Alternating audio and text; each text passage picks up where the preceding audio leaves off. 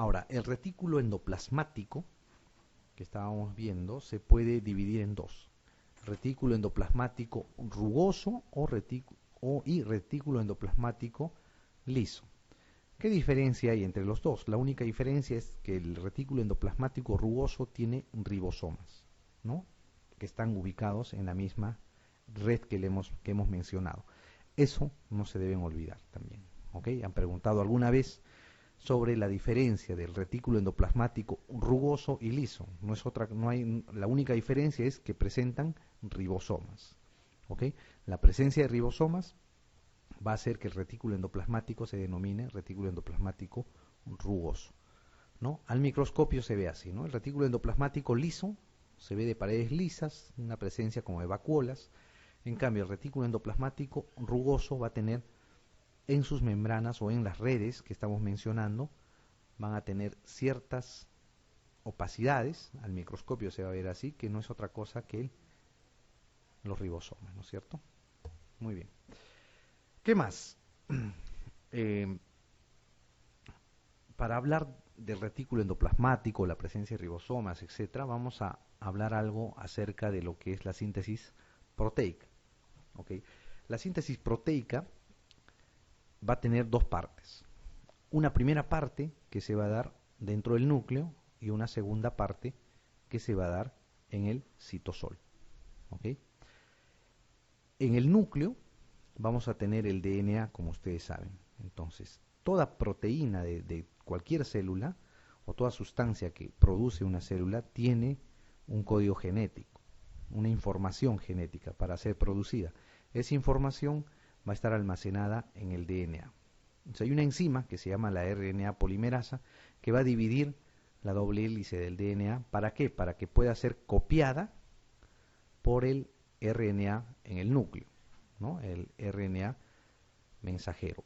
Este RNA va a copiar la información del DNA, o sea, va a transcribir la información del DNA al RNA. Esa función o esa copia se le llama la transcripción. ¿Okay? Ese concepto es el que deben recordar. ¿Qué cosa es transcripción? Es el paso de información del DNA al RNA. ¿Okay? Este RNA mensajero va a atravesar la membrana nuclear y va a ser captado por los ribosomas. Los ribosomas lo que van a hacer al final, después de una compleja cadena de reacciones químicas, es que van a formar cadenas polipeptídicas en base a la información que tiene el ribosoma, que es copiado del RNA mensajero. ¿Okay? Este RNA llega al ribosoma, el ribosoma copia esta información y lo va a pasar a cadenas polipeptídicas. ¿Okay? Estas cadenas polipeptídicas posteriormente van a fusionarse y van a formar las proteínas.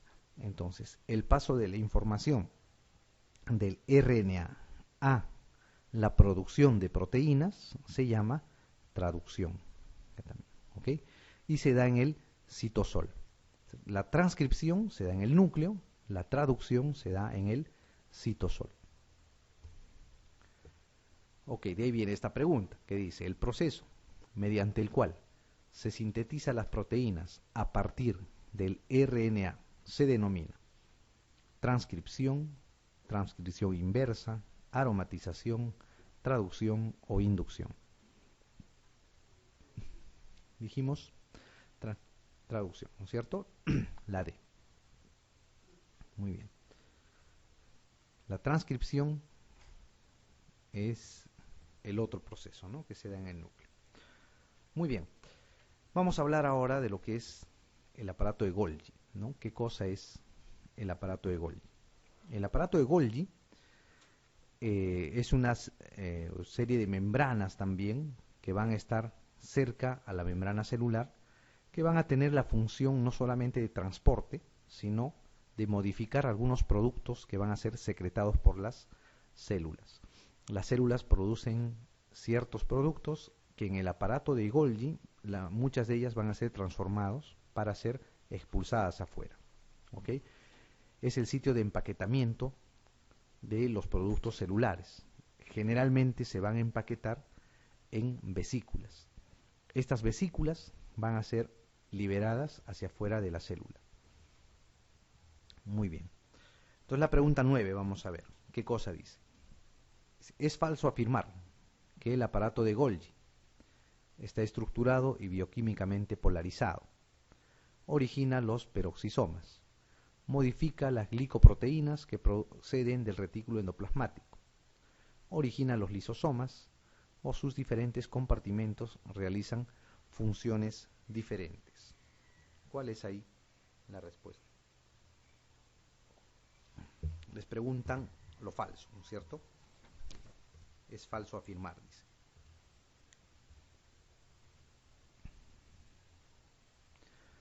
Bien, vamos a ver. ¿Está estructurado y bioquímicamente polarizado? Sí, ¿no?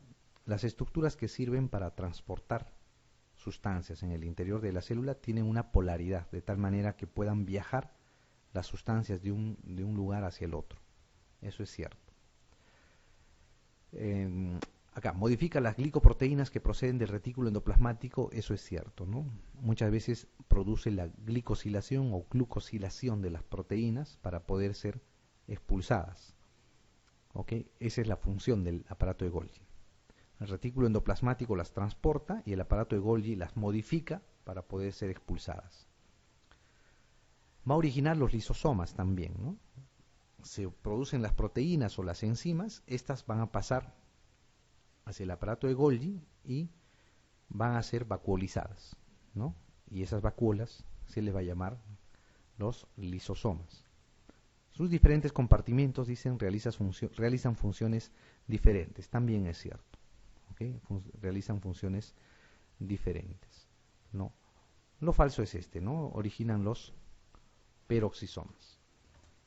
Eso es falso. Bien. Vamos a hablar ahora de los lisosomas. De repente, después de las mitocondrias, estos organelos son los que también no deben de olvidar, tienen que tener muy en cuenta. ¿Qué son los lisosomas? ¿No? Los lisosomas son partículas que están en el intracelular, en el citosol, que contienen enzimas digestivas. Esa es su característica principal, ¿no? Que van a facilitar el rompimiento de moléculas grandes, almidones, lípidos y proteínas, dice, o van a digerir partículas extrañas. Pero también están involucradas en la autodestrucción celular o la destrucción celular. Los lisosomas, por contener estas enzimas que van a digerir sustancias, si se destruyen, van a producir la autólisis, o sea, la destrucción, la autodestrucción celular. ¿Ok? A eso se llama autólisis. Esa es una característica muy importante que no deben olvidar de los lisosomas. ¿Ok? La pregunta 10 dice, ¿no? La mayoría de las enzimas hidrolíticas en el interior de la célula se localizan en, ¿dónde? ¿No? El aparato de Golgi, ribosomas, vacuolas, en el núcleo o en los lisosomas.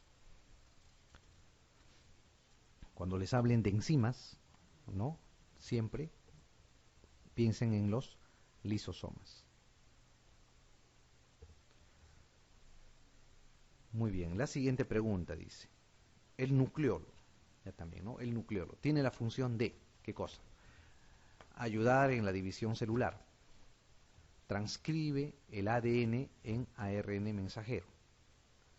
Sintetiza el ARN de transferencia. Sintetiza los ribosomas.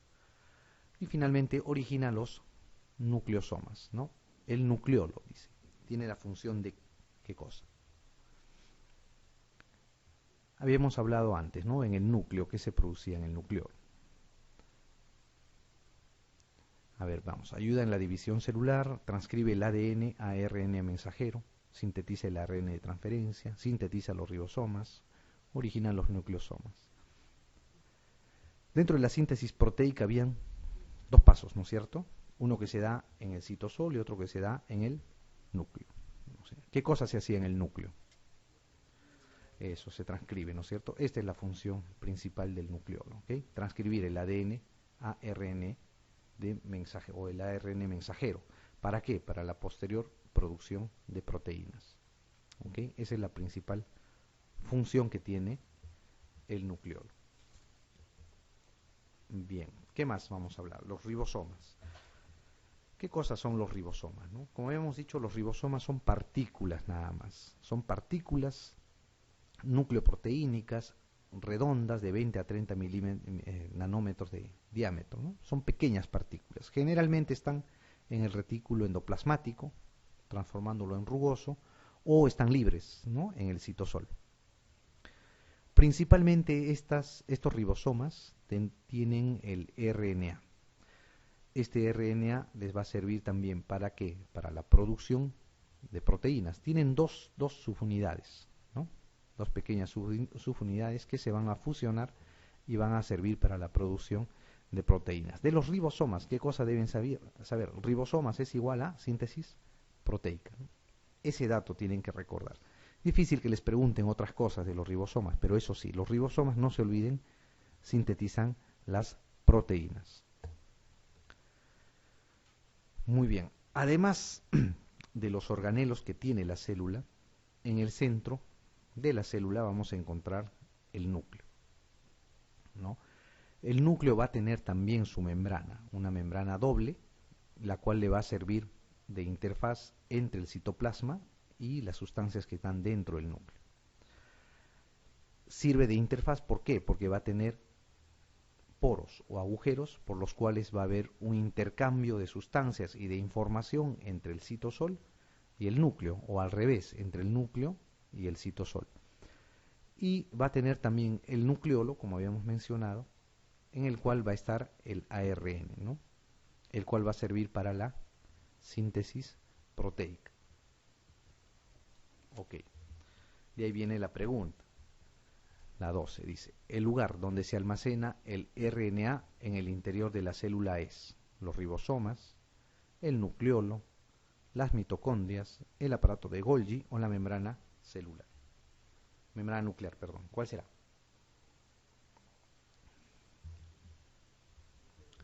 El nucleolo, pues, ¿no? El nucleolo.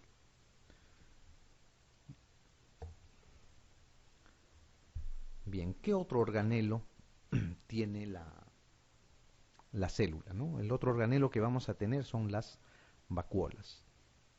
Las vacuolas, a diferencia de los lisosomas, van a tener o van a ser estructuras membranosas que van a estar llenas de sustancias, ¿no?, de fluido, que van a tener muchas sustancias, producto de la secreción de la célula, producto del metabolismo de la célula, o productos que van a tener que ser excretados, productos de desecho de la célula.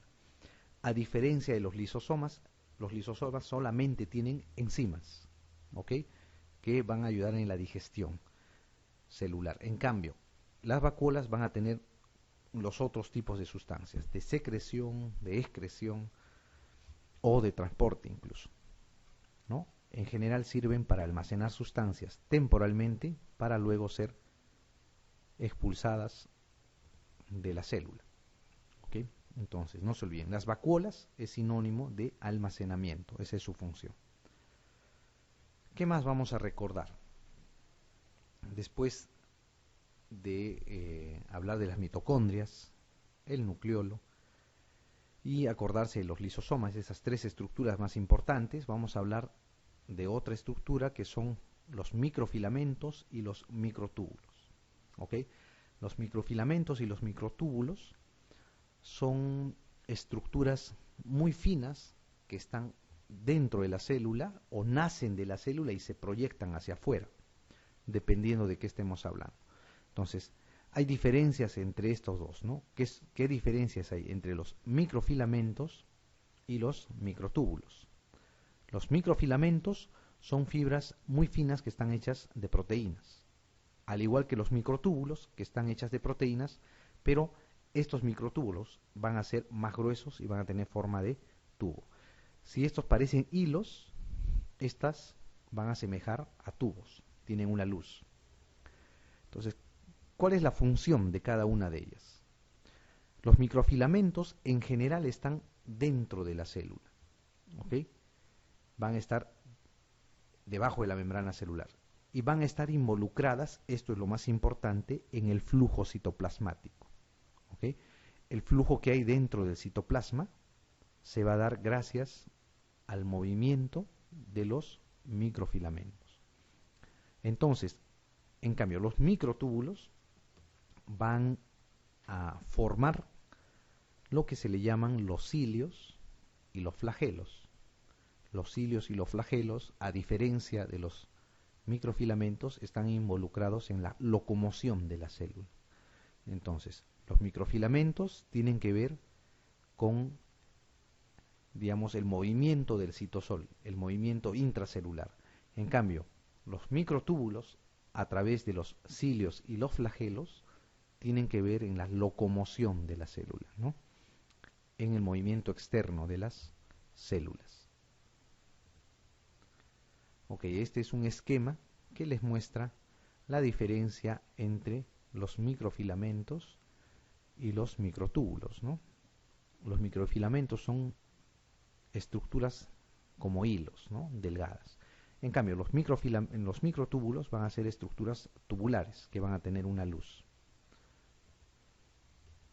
Muy bien. La pregunta 13 dice: los cilios y flagelos son estructuras celulares que se forman a partir de, ¿qué cosa, no? Vacuolas, citoplasma, microfilamentos, microtúbulos o lisosomas. Microtúbulos, ¿no es cierto? Microtúbulos. Muy bien, este es un esquema que les muestra cómo se forman los cilios y los flagelos, ¿no? La diferencia está acá, ¿no? En la parte superior vemos los cilios y en la parte inferior los flagelos, ¿no? El flagelo en general es único, ¿no? Va a ser una estructura gruesa que va a salir por la membrana celular y su movimiento va a hacer que la célula tenga la capacidad de locomoción y tenga un movimiento rápido. En cambio, los cilios van a ser múltiples estructuras que van a salir por la membrana celular y van a tener la característica de tener un movimiento sincronizado que va a ayudar a la locomoción de la célula, o en algunos casos van a ayudar al movimiento del fluido que está en el exterior de la célula también. ¿Okay? Esa es la diferencia entre los flagelos y los cilios. Los cilios tienen movimiento coordinado por ser varios, en cambio los flagelos, por ser únicos, dan el movimiento de locomoción más rápido a las células, ¿no? En cambio las células que tienen cilios, su movimiento de locomoción es más lento, más pausado. Muy bien. La 14 dice: los cilios se caracterizan por, ¿qué cosa? Aumentar la superficie de absorción, tener capacidad activa de movimiento, localizarse en el tubo digestivo, localizarse en el núcleo, o todas son correctas. ¿Cuál será?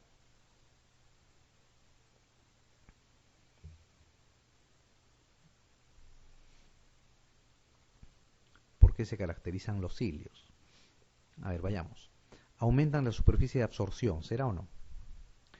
Pareciera, ¿no es cierto? Pero hay una diferencia acá. Los cilios tienen que diferenciarse, o tienen que ustedes diferenciar de lo que son las microvellosidades, ¿no? Los que producen el aumento de la superficie de absorción son las microvellosidades, que son prolongaciones de la membrana celular, ¿ok? En cambio, los cilios son nada más proyecciones que atraviesan la membrana, pero están formados por microtúbulos. ¿Qué más? Localizarse en el tubo digestivo, ¿no? Esta alternativa las ponen para hacer confundir con las microvellosidades, ¿no? En el tubo digestivo no hay cilios, ¿no? Lo que hay es microvellosidades que aumentan la superficie de absorción. Localizarse en el núcleo tampoco, ¿no es cierto? Los cilios no se localizan en el núcleo. Entonces la respuesta acá es tener capacidad activa de movimiento, ¿no? De manera coordinada y sincrónica.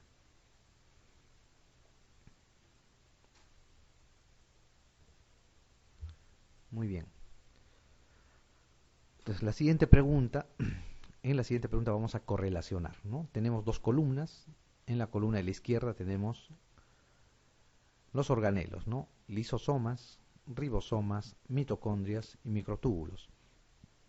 En la derecha tenemos las funciones o las características de estas, ¿no? Síntesis de proteínas, formación de cilios, digestión de partículas o la respiración, ¿no? Pregunta de residentado, vamos a responderla. Los lisosomas, ¿con qué se va a correlacionar?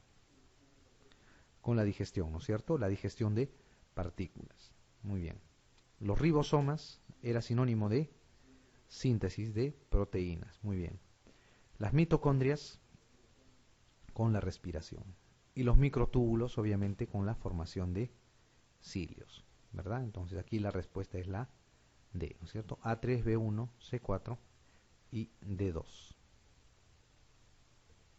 Muy bien, como ven, si es que les preguntan algo de lo que son los organelos celulares, les van a preguntar básicamente la función más característica de cada uno de ellos, ¿no? Difícil que les pregunten cuánto miden, cómo es el metabolismo interno de cada una de ellas, qué enzimas con nombre propio están dentro de cada organelo, ¿no? No les preguntan así, les preguntan básicamente lo más grueso, ¿no? ¿Cuál es la característica principal de cada organelo celular? Muy bien, como habíamos dicho, la célula es la unidad fundamental del ser vivo, ¿no es cierto? Entonces, por ser esta la unidad fundamental del ser vivo, toda célula está proclive a tener cambios celulares en base a unos fenómenos de adaptación que tiene. Estos fenómenos de adaptación se van a dividir, como en este cuadro se muestra, en las siguientes, ¿no? Metaplasia, displasia, hipoplasia, aplasia, hiperplasia y distrofia. Estos conceptos sí es necesario que los recuerden, ¿okay? Porque les pueden preguntar, han preguntado alguno de estos ya antes, qué cosa es metaplasia, o qué es displasia, o qué es hipoplasia, etc. ¿Qué cosa es metaplasia? La metaplasia no es otra cosa que la transformación citológica de un epitelio maduro en otro. O sea, es el cambio de un epitelio por otro. Muy típico, por ejemplo, es en el esófago de Barrett, ¿no es cierto? En el esófago de Barrett se cambia el epitelio de la parte distal del estómago por el epitelio gástrico. Es una metaplasia, ¿ok? Debido a la presencia de ácido clorhídrico. En general, la metaplasia, la mayoría de veces, no siempre, pero la mayoría de veces va a revertir con el cese del estímulo, ¿no? Esa es su característica. La displasia es ya no la transformación citológica de un epitelio maduro en otro, sino la desorganización, ¿no? En forma, en tamaño celular, ¿no? Con la presencia de esto, ¿no? Células atípicas. En general, la displasia es una lesión premaligna, ¿ok? Y hasta este nivel puede llegar a revertir, ¿no?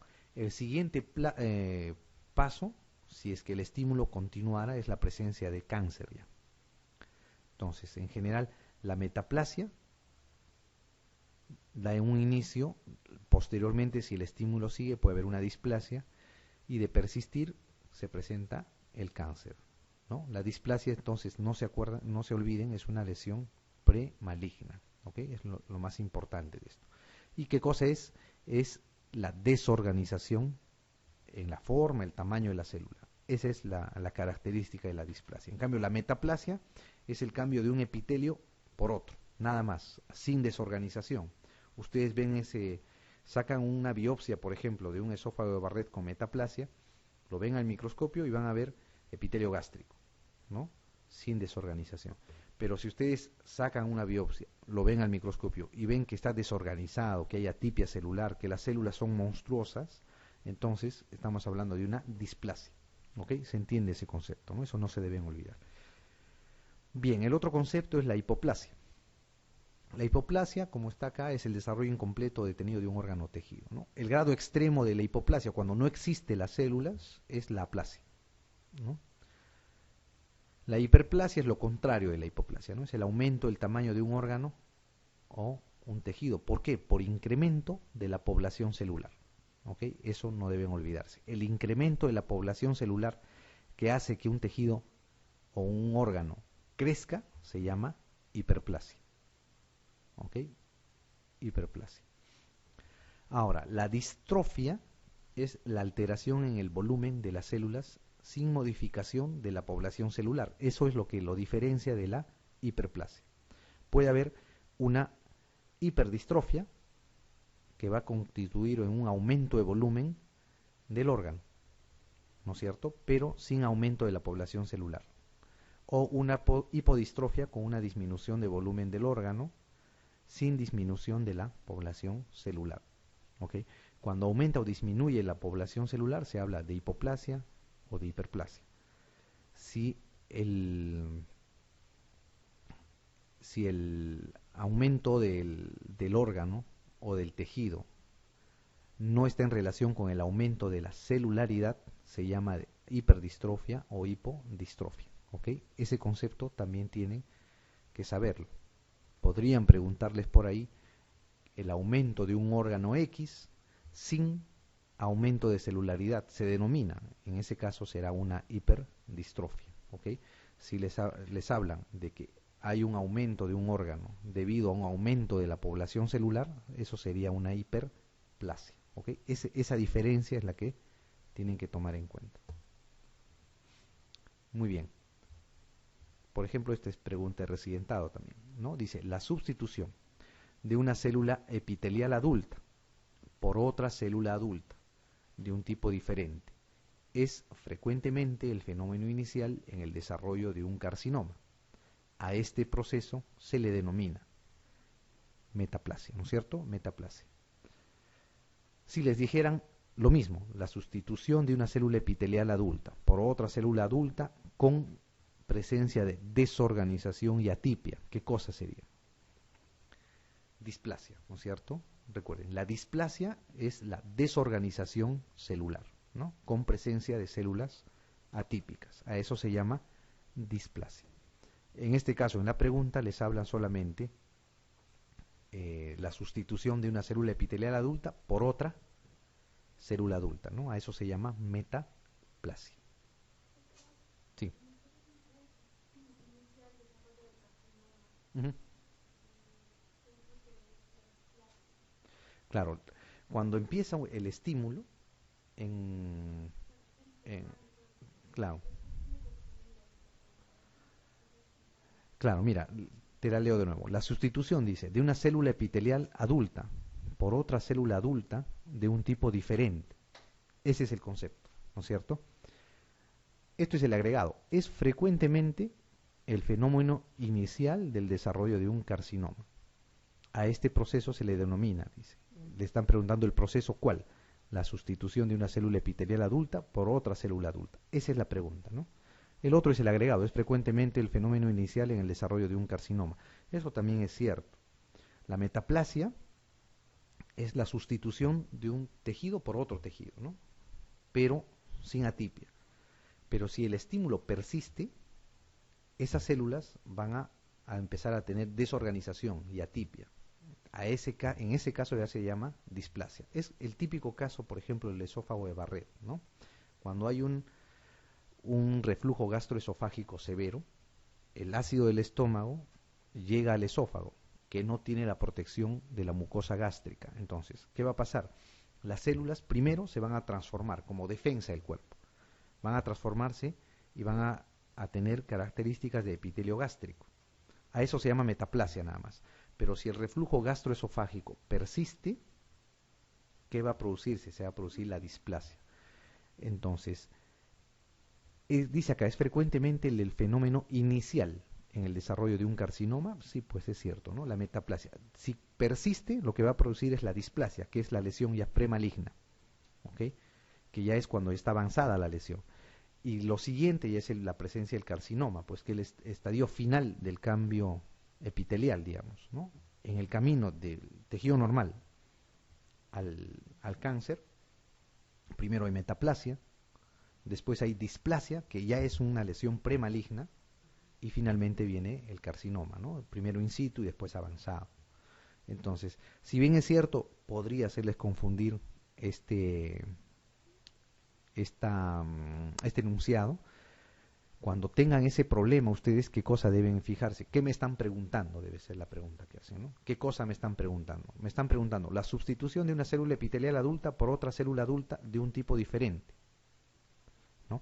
¿Es frecuentemente el fenómeno inicial de desarrollo de un carcinoma? Eso no es la pregunta en esencia, ¿no? Lo que le están preguntando es el primer enunciado. A este proceso, ¿a qué proceso? La sustitución de una célula epitelial adulta por otra célula adulta. Eso es lo que tienen que fijarse. Muchas veces, es cierto, puede haber preguntas en las cuales les pueden poner algún agregado. Obviamente es con la intención de aumentar el grado de dificultad de la pregunta, ¿no?